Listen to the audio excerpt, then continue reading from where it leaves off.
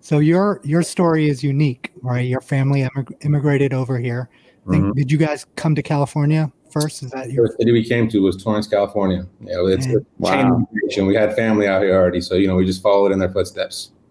nice. And so as a first generation American getting into the music industry, what kind of was your initial inspiration? Because obviously you have to have a love or a passion for this thing to be in it as long as you've been. Like, can you highlight or do you know when you The way you presented that is very cliche, right? It's supposed to be that, but my story is very atypical. I was actually a poli-sci major. I didn't even know my job that I have existed. I didn't know that people got paid to go out and take people out to party and have fun with them and convince them to do what they want to do. I mean, I thought only lobbyists and pharmaceutical reps did that, but essentially that's what my job is.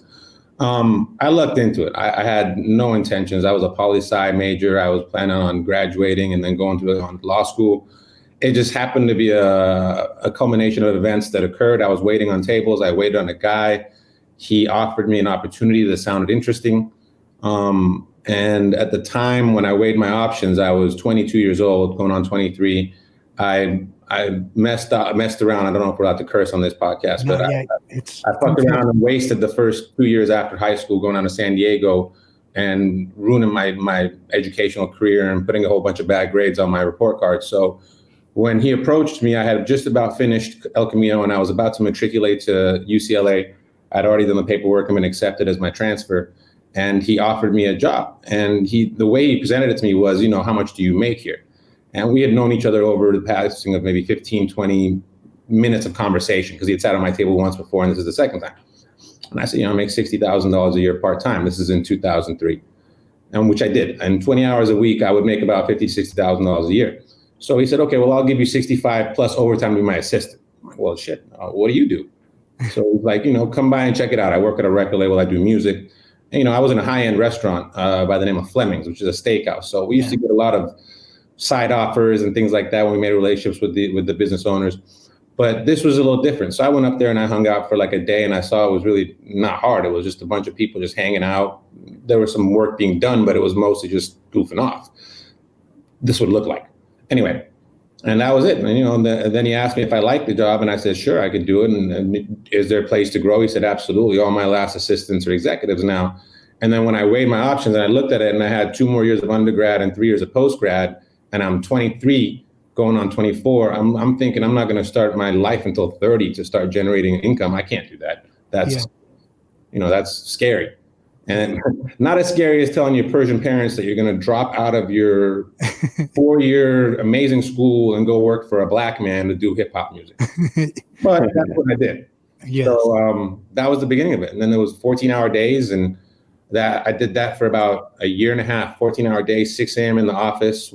Sometimes I would sleep in the office because we'd have to be out to Hollywood till about 2 or 3 in the morning working.